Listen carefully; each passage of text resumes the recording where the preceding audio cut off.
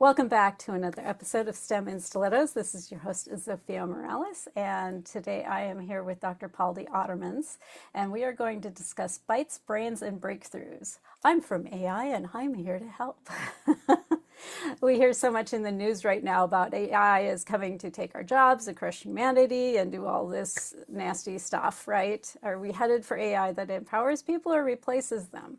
Have you ever wondered, is there anything good going to come out of this AI besides what the pundits are putting out there? Well, you've arrived at the right discussion here today because my guest is showing us how AI can actually bring impact that supports humanity instead of replaces and destroys humanity. So I will introduce you to Dr. Pauldy. Dr. Pauldy Otermans is a female tech leader in the UK. She's a neuroscientist and psychologist by academic background and a female leader in AI technology. She was awarded the Inspirational Woman of, I'm sorry, reset, try that again. She was awarded the Inspirational Woman of the Tech Industry by Hustle Awards and was named one of the 2022 most influential women in the UK by Startup Magazine, and has been awarded by the UK Prime Minister in 2021 globally for her work. Pauldy has helped build the first digital human teachers powered by AI. It came out in 2021 and it's called OIAI. The language model developed for OIAI is now also used to power Teddy AI, which provides a conversational AI study buddy for all children aged 3 to 7 years. She is a topic editor for Frontiers in AI and publishes regularly in peer-reviewed journals on AI and education. Her AI system is currently running Africa's largest and fastest AI literacy program, which was presented as Africa's case study at the UN General Assembly in 2025. She was named one of Tech's 100 Women by KPMG in October of 2025 and a global leader in AI by Women in Management in 2025. Welcome, Dr. Pauldy. I'm so happy to have you here with me. Thank you so much, Sophia. It's lovely to be here. I'm glad we can have this conversation. Yes, me too. So how did neuroscientists, psychologists end up in AI of all places? This isn't usually the background you hear from like the tech bros. Yeah, that's definitely true. And my background has been always in the sciences, going back to my undergraduate. So I did biophysics. So very, let's say, computational heavy in Yes. terms of understanding quite some tech in there as well, but mainly about programming and understanding relationships between scientific variables and concepts. But I did my PhD indeed in neuroscience that brought me to London about 11 years ago. Cognitive neuroscience, looking at the brain and how do we understand things in terms of memory and being able to multitask, really sort of cognitive abilities. But I was always very interested in education. So since a long time, I can't even remember how many years now, I've always been teaching assistant, tutoring, becoming a research assistant, then, becoming an academic, teaching, lecturing. Sort of that journey and that link to education has always been there. So when I finished my PhD, I became the president of the Student Union in the UK at my university. And that's where I met my co-founder, who was the vice president. And we worked really well together. And again, that was all about focusing on the student population of that university, I think about 15, 16,000 at the time, but also beyond that, also the staff, but the wider social community around it, because it has a Sure. campus and you work within the local community too. And that sort of supporting others and helping others has always been quite close to me. How we then started was traveled with my co-founder and some others to South Asia after finishing all the degrees. That's sort of what people do, right? Taking a bit of time off. But Yes. what we really wanted to do was to teach marginalized learners there, Okay. focusing a lot at the beginning on women in STEM. Still Sure. something very close to my heart. There is not enough women in tech. I sit in a lot of meetings where it's predominantly male focused. So I always encourage people to join the tech industry, even if they're coming from a female non-tech background. But what we saw there is actually a bigger gap. We found that there was a lot of need to develop transferable skills. At the time, people call them soft skills. Put them Yes. in these quotes because people call them differently, and We that term still has sort of call them evolved. soft Yeah, skills, yes. exactly. So we thought actually this is a bigger gap to address. Why don't we start with that? So we actually got our first government contract with a state in India to teach and train students in this soft skills and employability skills just before the COVID-19 pandemic started. Of course, not Oh, the best yeah, time. just in time to not need those. Exactly. But then, of course, the entire world went into lockdown. We had to digitize everything. So that's where technology already started playing a role. And everything we did, we had to obviously do overnight. And suddenly our demand increased like exponentially. So we went from serving 1 to 9 countries in one single year. And Wow, at one point, we had about 35,000 learners. that's a lot of growth. Yeah, which was great, don't get me wrong, but this was all done by our own team, and even we got volunteer teachers to keep up with that growing demand. And this was done via Zoom. But we realized that that was not scalable. There is a Mm. shortage of teachers globally, depending on what resource you look at. It's between 42 and 65 million. Yeah, and Even they if you take the already lower don't end, get paid terrifically well to start with, and then to ask them to volunteer. Yeah. so we said, well, this is not scalable, but one of the things we identified through the work that we've been doing and looking at the outcome, the satisfaction rates, the learning performance, the academic performance of these learners, one of the things we saw is that teaching is the key element here, not content. Mm. So we've never been a content provider as such, and content is out there. It's abundant. Go Oh, to Google, go to YouTube. You can find content, even if you're not really sure on how to find, let's say, the right resource. You yeah. can Google You'll now, you you'll can use AI. find mountains and mountains of Exactly. content. Yes. The And difference between content and teaching. Tell me your exactly. distinction here, because a lot Yeah, of people put out content and call it teaching. exactly. So what I always say, or we always say, is that if content was able to solve the digital and global skills gap that exists still as of today, then that problem wouldn't exist anymore. Yeah, Because if because we content can got solve that problem, mountains and mountains of internet exactly. out there. Yeah. The difference here is the teacher, someone who is there to guide you, to clarify your doubts, to ask you questions as well to see whether you really understood. Because sometimes we go over something, whether it's a video or something we're reading, and we think we understood. But when then someone starts talking to us about it, we realize, oh, I didn't really Wait. understand that. Yeah, I exactly. thought I Maybe did. I'm not as deep in this as I thought I was. Exactly. And that's where we see the difference between content and teaching. So content is one directional. You've been given something, whether that's a book, a video, a blog, a visual, something is being handed to you one way, and then you deal with that.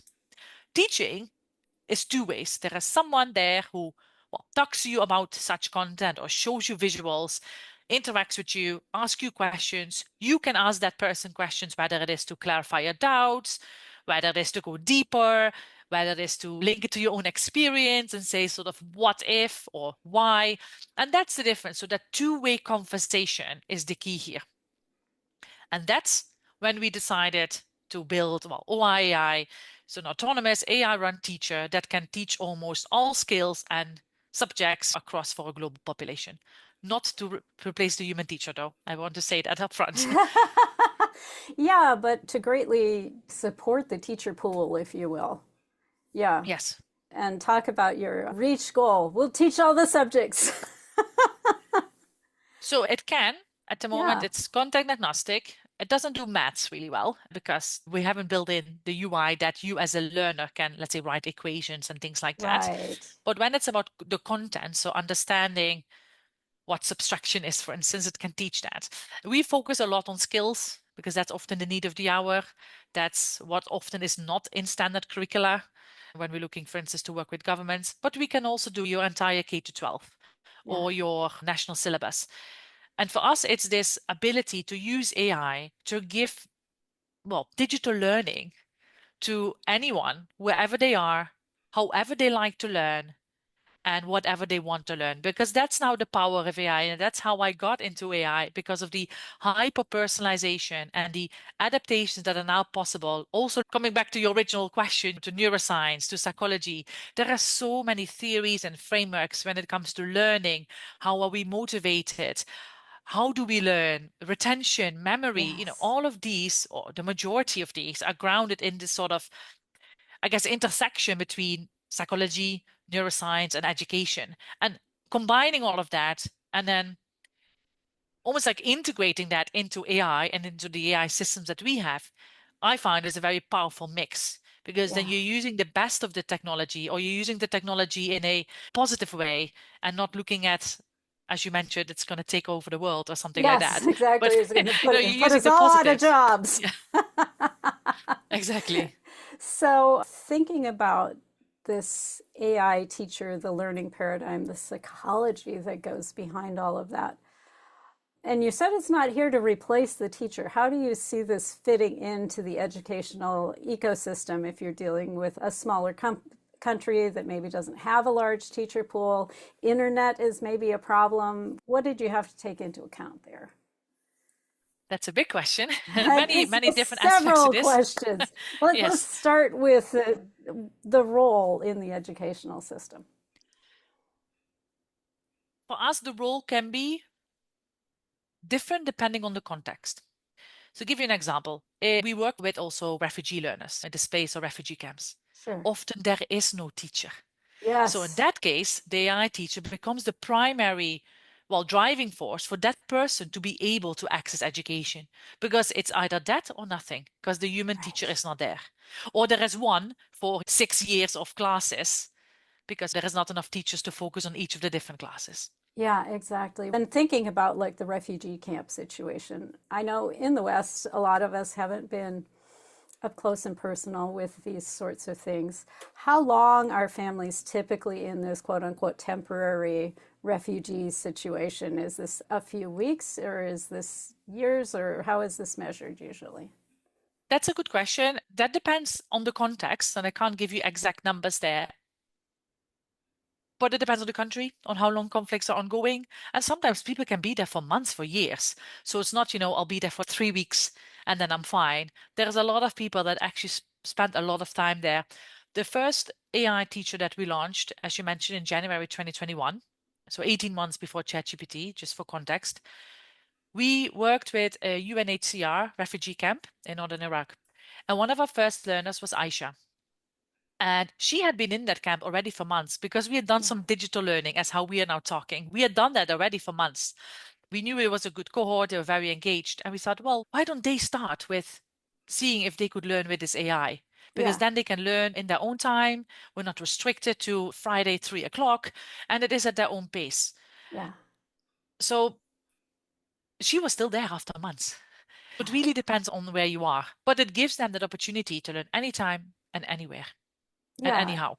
and I think that's a hugely valuable thing because if you think about what happens when you're completely uprooted from where you've been and dropped into this, I think of a space between space. You're not in your home, you're not in a place where you can put down roots. You're in this transient state, this kind of holding pattern. And you Mhm. don't know how long it'll be, to your point, right? Are they going to resolve this quickly? We can go home. The kids will have only missed a couple of weeks or months of schooling. They can catch that up. But as that drags out into, well, we've been here 9 months, we've been here a couple of years. Now Yes, your children are a real distinct disadvantage beyond the drama and the trauma that has occurred that put you there in the first place. exactly. I applaud what you're doing here, especially in that context, but also in other contexts. I mean, you've done some amazing stuff in Africa as well that I want to hear about in greater detail, but we are up on our first break. So, what I like to do over the break is give the people something to think about around the topic that we've discussed. What would be a good little thought exercise for the next couple of minutes while we have our sponsorship? Almost the similar questions you asked me, which I haven't completely answered really, is, the We'll get role, there. the role of such an AI teacher. What do society, what do people think? Where do they see the place of this AI teacher in education, wherever they are, whatever country they may be? Because there Yeah, will be some system in that country. Where do they see the role?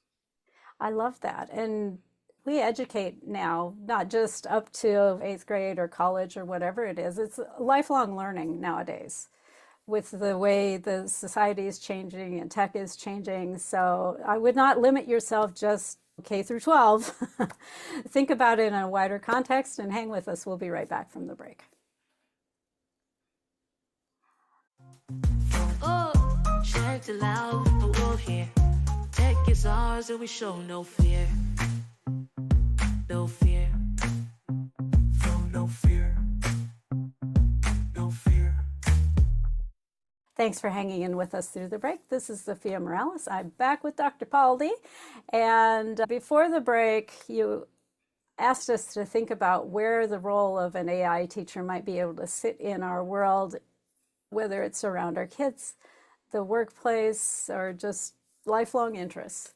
So tell us a little bit about where that role is fitting in right now. Where have you brought that into existence at this point? Yeah, so my answer almost be to be short everywhere. But let's discuss a bit more detail because I don't think that's fair. So we already talked about situations like refugee or displaced area. That's one element. Another element, we just partnered with the government of Burundi, the third poorest country in the world, in Africa, Yeah. to use our AI teacher for K-12 education, starting with 200,000 learners in 2026, and then within 3 years, go up to 1 million learners. Now, here, it will bring these people into the world of digital learning because they have Yes. not been there before. Now, how Now, we do that? I was going to ask you because I know internet connectivity becomes a real serious thing when you're dealing with a refugee camp or some of the poorest places in the world. It's not something you can assume is there, let alone has bandwidth or is stable. So, how did you deal with that? That's very interesting. And I'm very proud to say that over the past, well, we had a period of R&D, probably between 12 and 14 months. We continued our development because that was exactly what you just said. We were reaching people, but then there was again a barrier. So our Yes. first barrier that we had in 2021 is not enough teachers. So we created this AI teacher. The second barrier was, well, we cannot reach the people that need it the most. So people that may not have internet. Thinking about lots of places in Africa, my co-founder just got back from Sierra Leone. People have to walk 5, 7, maybe more miles one way to reach a school. They either do Yeah. that up and down, or maybe the parents say you should probably have a job to support the household and not education. Yeah. Or, oh, we need to join digital education, but the internet is either not there, Or you have to or it walk is, 5 to 7 miles to go find it. yes, through Yeah. your Wi-Fi, or it is there, but it's 1 Mbps. We all know that Yes. that's not strong enough. You can't even open google.com. So there are all these different bottlenecks. And we said, if we really, because our mission is to really serve the underserved, marginalized populations globally, if we really want to go to these populations, we need to be offline. Now, that raised, of course, the big R&D question, how can we run AI without being connected to the Yeah, where internet? do we get all these supercomputers right now? Because they're like plowing down large chunks of the Midwest to put in these ginormous data centers that are going to run these AI brains. Exactly, and that's what we did. So we spent a significant time and resources on R&D, and a few months ago, probably now, quite a while ago actually, we were able to run our AI completely offline. And what that means Oh, is the following. So learners learn on a phone or a tablet or a Windows PC, either at the home, often in centers where they are affiliated with organizations. And they, of course, have to once connect to the internet to download the app, yes. of course. But once they have the app on their phone, they can learn anytime, anywhere, because they can run it offline. And what actually happens, without going into the technical details, is that your phone becomes the compute. So the AI that's within the app is running on your device. Now, that Okay, has a few advantages. One, we can reach the people that we otherwise couldn't reach. Of course, we can exactly. finally reach those real marginalized people because there is no internet bottleneck, there is no cost because often they have a high data cost to buy the Yes, internet bundles. So they don't have that anymore either. They can spend that on, well, their living. exactly. Secondly, More seeds to put in the ground. Yes. exactly. Secondly, private data no longer needs to leave the device. Because thinking Nice. about cloud-based systems, you actually don't really know what happens to your data, right? It's all in the cloud. Of course, we also have our own security systems in place, etc. But we all know there is a higher risk when something is in the cloud than, let's say, when something on your own device. Yes, exactly. Because when it's out in the cloud, it's 100% available to the world to attack at will for as long as it wants. Whereas if it's Exactly. on your phone, you have the ability to literally unplug that from the World Wide Web and be insular. So yeah, and that also means that your personal data doesn't need to leave that device. Yes. Now, we pool aggregated data when you connect to the internet to see your progress, maybe to give you more content, to also see are people struggling with something. And of course, we then fine tune the content or what has been given to them. But your private data no longer need to leave. So their cost reduces to nothing, just wants the Wi-Fi. Our cost reduces too, because we don't hit the data centers all the time. Yes. And we are the greenest native AI learning solution out at the moment because we don't hit the data centers. So it's very, very green. And I always say, for who cares? It's there. I do. I'm very keen on the environment. And with all these big data centers coming up, it's not going to help our environment. Yep. So this is also looking at it from that angle and another positive outcome. Yeah, I love that. I love that. So we talked about where does this fit in the ecosystem of education. We've talked about how Burundi, for example, has said, you know what, this is definitely for us. This will definitely help us to educate our population. Where other places have you seen this fit into the educational world? Yeah, for example, as well, in general, in different countries and different education systems, people have used it differently. So I'll give you a few examples. Some have used it for, let's say, revisions, or the learners, when we're talking about school systems, including up until higher education inclusive, they come to their sessions. But again, you may not want to raise your hand and ask a question in front of your peers, maybe even just in front of the staff member, the teacher, but you wouldn't mind doing that with the AI. So we've Yeah. also seen a lot that the education system is not stopped. They still go to the school or to the college or the university, but outside of the classroom, what happens then? There is no support. A So it's private more like a tutor is for the private privileged. tutor. Yeah. Exactly, which is normally only for the privileged. Yes. Other people can't access this. So now people can access, they can learn. Others have used it within the classroom settings. And particularly also if we're looking at special education needs, so SEND, as we call them in the UK. We're working with Cavendish Education Group, one of the larger SEND private schools group in the UK. We've been working with them for quite a while now to really further optimize the system to be really SEND friendly. Yeah. Because of course, SEND, there is a lot of more personal data Oh, that, yes. that is And needed. some of it is health related Exactly. So even that more can be sensitive. even more, exactly. Yeah. And that can be fed into the AI, and then the output, the AI teacher knows exactly how to adapt, whether it's showing visuals or maybe not showing visuals, whether the background, the font type, the font size, all of these. And when you're looking at those with autism or dyslexia or ADHD, they all have their individual learning path. Now, each person has this, but when you're looking at SEND, it's even more. Yeah. So we can't just say, oh, those with autism needs ABC. No, Yeah, this no, person who it's a has these. spectrum. Exactly. Autism is a spectrum. What one autism presentation requires is different from another. Yes. So through working with them, enhancing it and optimizing it for those with special education needs. And there, one of the key benefits as well is the data that comes out.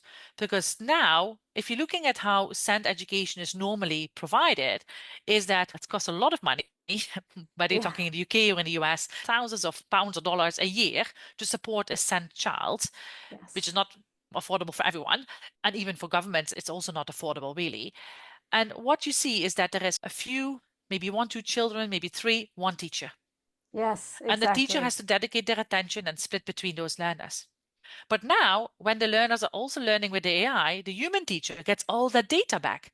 So they can see, oh, John was struggling with this, Mary was struggling with this. And when they see the child either in person, in action, whilst they're there, or maybe the next day when they're back at school, they can then really focus down in on these elements that the child was struggling with. Now, that holds true for neurotypical populations too, because if you have a cohort, going back a lot to the Africa and South Asia piece, often there are maybe 100 students in a room and one teacher. Yes, exactly. And And how do you huh, support 100 people? Yeah, you it's can't. hard. You have Yeah. no idea. You probably don't even know. On average, you probably have a bit of a feeling where the room is when you're looking at the students when you teach them or the pupils. Now you get all that data and it comes back an AI generated report. So you don't need to be a data scientist to be able to understand, because you can just ask, what were the 3 things that the learners were struggling with on, I know, the topic of cell biology? And then the AI would tell it was these things. So when you see the people, you can then really focus down on those elements. So again, it has been used in a variety of different ways in the classroom, for outside of classroom learning, for one-to-one support, for bringing the data back and making changes to your delivery, because that's something we often don't know either, right? You, at the end of a semester, if you're looking at higher education, the exam is there or the assessment, and then, oh, there is quite some poor performance. Why would that be the case? One starts thinking, right? But now, again, all that data is there. So we can also see, oh, we missed this in the module or in the content, or this was too easy, or this was too difficult. So there are so many different ways it can be used within education, in the formal settings, outside of classroom learning, but also, as you mentioned, for lifelong learning, looking at corporates, looking at governments. Everybody actually need to be upskilled all the time. There is always something else. And humans are curious people, creatures. We often like to know more things. I ask AI all kinds of like random questions. It's like, wait, why does this make sense? I don't understand why they chose this. So I'm curious I will be curious to see. I don't know if this is a question you can actually answer sitting here, but like I saw an article a week or so back where a university had used AI pretty substantially in producing a course and putting it out there in the world, and the students just like flushed it. It's terrible, it's worthless, it was aimed at the wrong things. I'm paying good money to be taught by a real human being. What is this AI garbage you're giving me? And so I will be interested to see how the reception is for something like this when you're looking at bringing it into a corporation or corporate training or university training. Have you noticed anything around that? Yes. Sort of 2 parts to this. First, if you would ask me this question 2 years ago, I would say there was a lot of hesitancy, stepping back. Why are you taking my job? What are you doing? How can this benefit? Blah, blah, blah, right? Etc. Now the situation has quite changed. And again, the global south is much more open, I would say, to seeing how can we advance, how can we upskill our youth as well as our workers. Because bear in mind as well that Africa is the continent with the largest young population globally, and it's also the only one that's actually rapidly growing.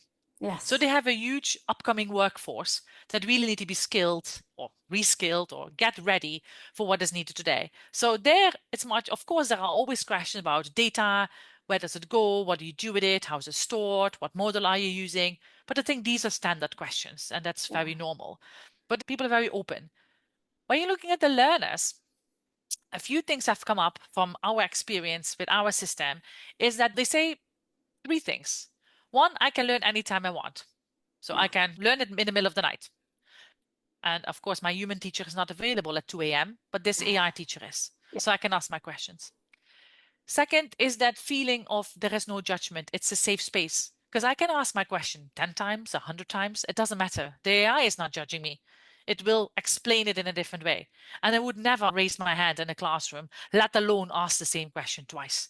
If I already had If you'd already gotten an answer, yes, that should have been sufficient. Yeah. And the third thing is that what a lot of people say is, so I can learn anytime I want, I can ask as many questions I want, and it's getting to know me. My human teacher can't, particularly when you're looking at those bigger cohorts, right? When someone is teaching 100, 150 people at a time. You're lucky if they know your name. Yeah.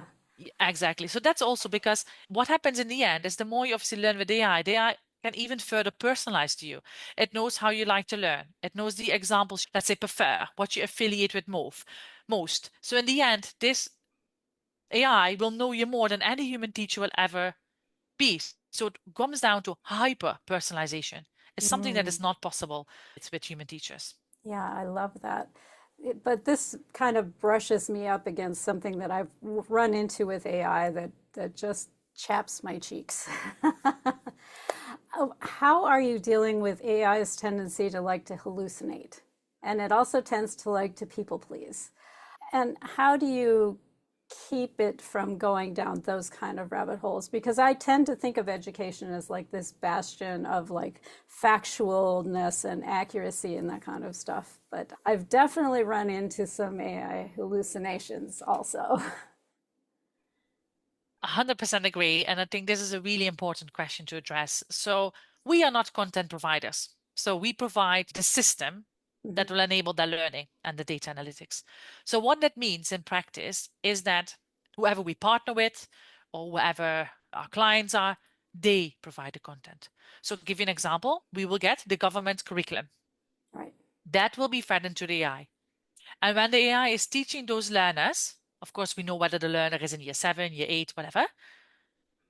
It will only teach the content within the walls, the virtual walls, or the boundaries of the documentation has been given. So it's not connected to the internet and goes to a random A topic. random website that, No, yeah. not at all. Okay. Anyway, it runs offline, so it wouldn't even be able to do that. But even if you would connect it previously when we were an online company, it's not just taking the information from random. We have our AI model, has been trained on teaching and learning, pedagogical ways, thinking about how one teaches, the psychology behind learning, the psychology behind conversations, behind interactions. So it has, of course, a particular what can even change. We can even give it a particular way of learning. If you say, I want to always, every lesson, start with a joke and then go to content and then ask the learner a question, if that is the structure of your teaching paradigm in your country, in your organization, it can be told to the AI, this is the way you should teach, right? And then you give the content and it teaches it in that way, focusing on the learner. So it will never go outside of those walls because you have provided the content. So you are in charge of the vetted content. If you give me a rubbish document, yes, it will teach that rubbish. But of course, as a government, you're giving the national vetted curriculum. So there is no problem with that. All right, excellent. We are up on our second break already. So what would you suggest as a thought exercise over this break? I guess coming back to the aspect of lifelong learning, what would you like to learn with an AI? Interesting. I like that. Yeah, spend some time thinking about if you could have anybody teach you anything that you wanted, what would you want to learn from your new AI teacher? And hang with us. We'll be right back. Oh, check it loud, but we're here. Tech is ours and we show no fear. No fear. No fear. No fear. Thanks for hanging in with us through the break. This is Zofia Morales. I am back with the amazing and wonderful Dr. Pauldy Otermans. And so talk to us a little bit. We brushed up against this with the AI hallucination and the offlineness, but what all has been baked in here around safety, inclusivity, developmental appropriateness, right? Because you've talked about, well, you've trained it how to teach, but you also teach a 3-year-old a little bit different than you teach a teenager.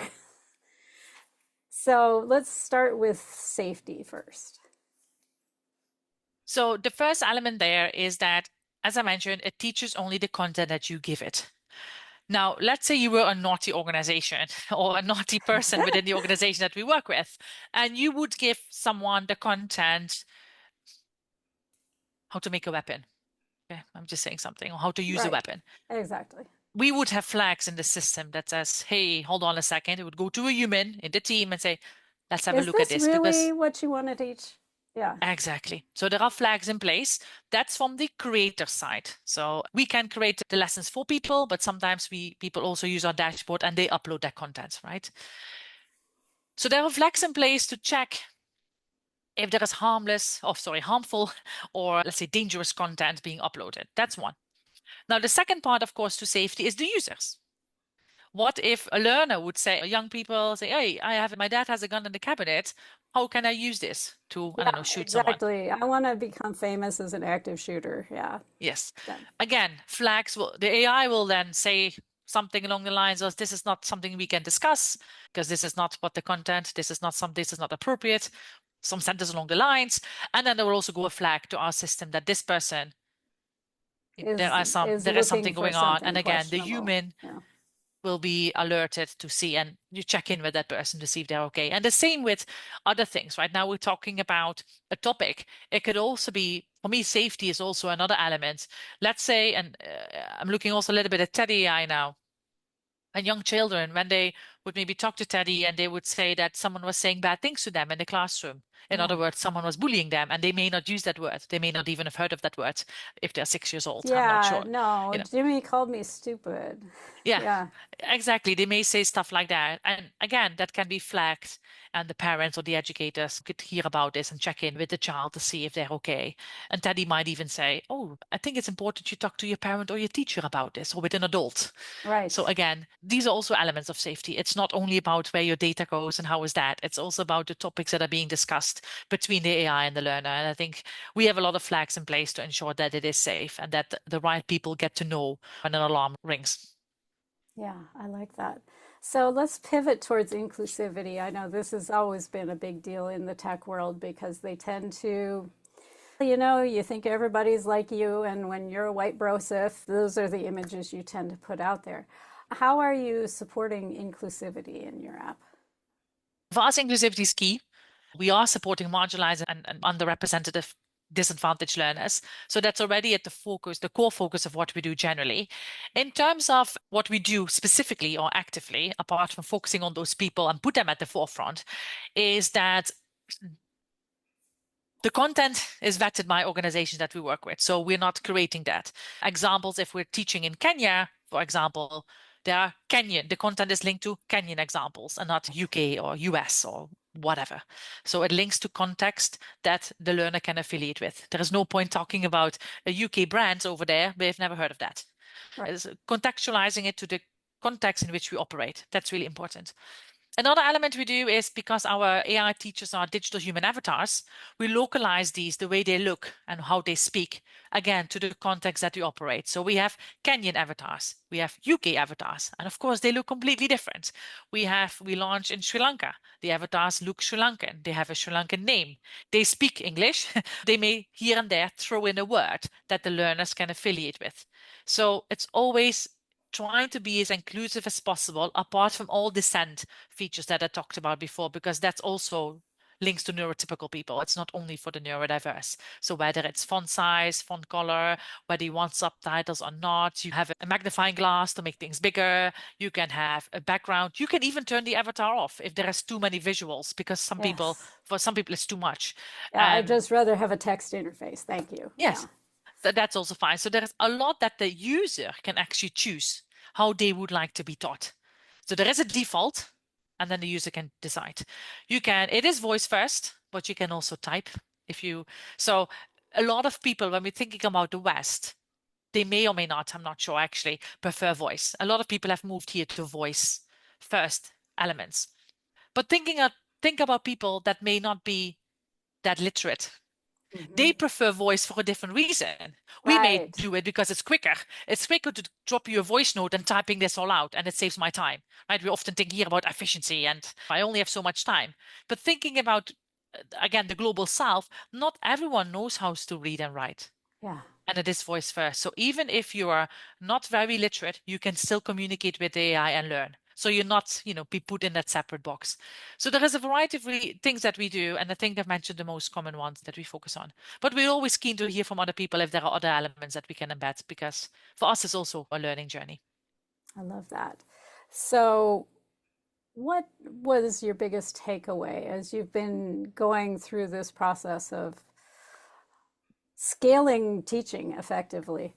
What has been your biggest takeaway from doing this in all kinds of different cultures and societies and economic contexts? There are so many. Thinking about which one. I think if I reflect back on where we were and where we are now, I think there are, for me, two things that stand out. The first one is always talk to your users. Even at the beginning, we may only had 50. Yeah. Talk to them, talk to all of those 50 and see how much more you can improve. Because if I'm honestly reflecting back, I think we often wanted things to be perfect. Yes. Perfect. Nothing is ever perfect, we know, but perfect in our vision, what perfect Yeah, looked like. exactly. And Yeah, and I think, and also for other people out there that have their own company or business, nothing is ever going to be perfect. Throw it out there and see what the people say. You might lose a few people, but most likely you will get so much feedback from them that you will be, well, redeveloping or adding more things so much quicker. And you actually are listening to what they want. And that way your user group also grows. Yeah, and you won't be wasting your cycles on things Yeah, that people don't care about, right? A lot of times when you bake up an idea isolated in an ivory tower someplace, you think people are going to want things that they could care less about.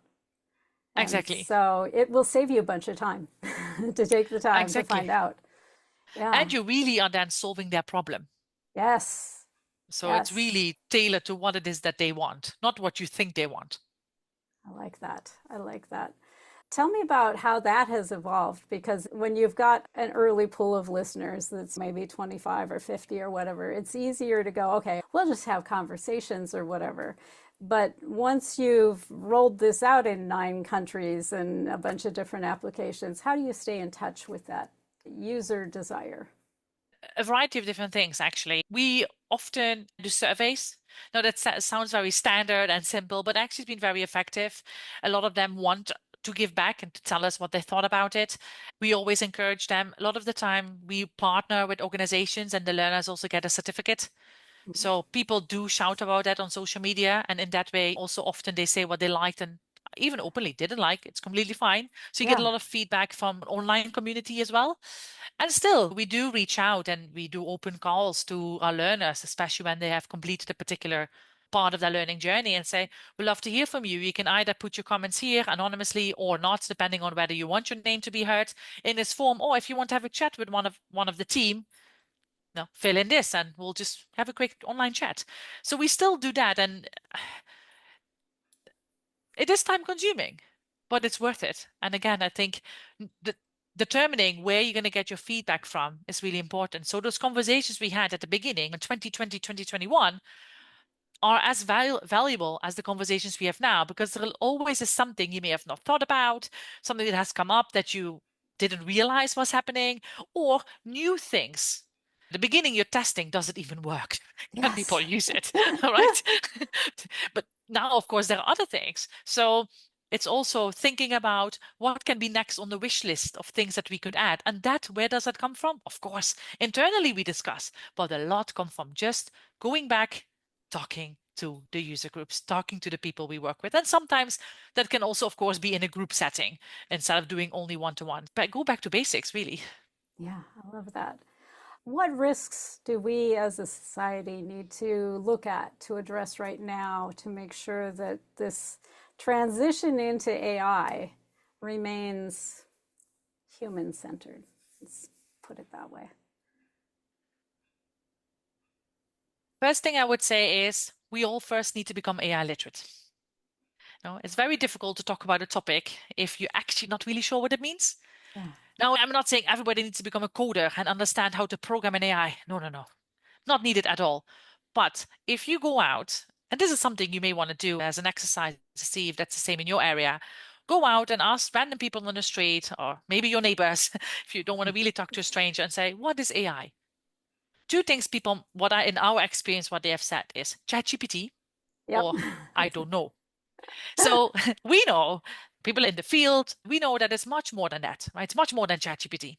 Oh, yeah. So And there are different kinds of AI. I mean, ChatGPT is basically a large language model, but there's wayfinding stuff that's completely different. There's visual interaction stuff that runs very differently as well. Yeah. exactly. So I think moving forward, everybody needs to become AI literate. And that's what we are doing in Africa. We want to turn Africa, I want to flip the script and make it a continent with the largest AI literacy per capita. I Because love they have a that. mandate to upskill the entire, well, 15% of their population to become AI literate by the end of 2026. That was determined in April this year in the Kigali conference, where the 54 nations of Africa came together and they signed the African Declaration on Artificial Intelligence. And that's interesting because I haven't heard a similar thing in other continents in the world. That's one thing. Another thing I think what's important to think about, okay, we are becoming AI literate, we're working towards that. The other element is a question. Do I need AI to solve this problem? Mm. Nowadays, a lot of people say, oh, what AI do I need to use? You don't always need to use an AI tool to solve your problem or to go to the next step. So it's also coming back to your basics, what it is that you want to achieve and what will be the path to get there. And then when you go into how do I get there, it could be that AI is part of it. It could be that it's not. So coming back to the 3 C's that we believe are crucial. And the first one is creativity. You, the human, you are the creative one. Yeah. You come up with ideas and solutions and new things that you may want to do. So you are creative. Then you may use an AI tool to expand on that creativity and to find out what's already there. How can you amplify this? What else can you do? Have you overlooked something? Or give me, Exactly. What are the 50 holes in my exactly yeah, my plan. exactly. But also give me 50 different versions of this plan. Yeah. I could maybe come up with 5 different solutions if I really do a Yeah. good brainstorming session. But yeah, I can come up with 50, 60 different ones at the same time. And then, of course, you can look at those. But how do you do that? The second C is communication.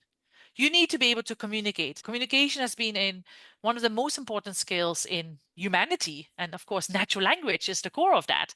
So it's also now then communicating with an AI because we all know if you give it a rubbish prompt, you get a rubbish output. That's right. So, and of course, you can spend hours and hours talking, but how you ask things is also important. So being able to articulate what it is that you want. And then the final C comes back to that output of an AI, critical thinking. You are the one in the end that makes a decision. So how does the human stay in this loop? You are the creator. You communicate to get all the ideas and you really see what is out there, look at possible alternatives, do a debate, delve deeper, and then you critique all of that to then make a final decision. So the human Yeah. is very much in the center of this, and the AI is the tool, the buddy, however you want to call it, to help us get where we need to be. I love that. We're up to our last minute or so here in the show.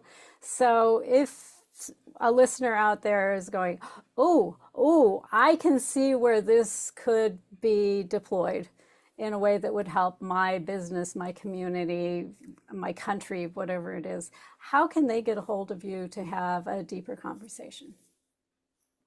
Yes, we thrive on partnerships. We work with partners across the globe, and we always say we can't do this alone. We want to work with other people. So if indeed you are one of those people that want to make a difference in your community, whether it is to make them AI literate or other topic, another skill set you think is really important, or awareness, mental health, sexual health education, whatever it may be, you can reach out via our website, LinkedIn. You can just ping me directly. That's fine. I can get you in touch with the team. Or you can email us on info@oiedu.co.uk. Okay, and we'll have all of those links down in the show notes. So if that just zoomed by you, not to worry. Thank you so much for joining me today, Dr. Pauldy. Thank you so much. It was my pleasure. I hope people found it useful and get people to think in a different way about AI and look at the positives rather than the downsides. Absolutely. And thank you, dear listener, for spending your time here with us. I know you've got dozens of different ways you could have spent the preceding hour, and I am honored that you've spent it here with us. And I sincerely hope we've brought you value. I would like to know the answer to that question. Did I bring you value? Put something in the chat or shoot me an email to Zofia, Zofia, at steminstilettos.com. And until next week, go out, be bold, be beautiful, and be authentically you.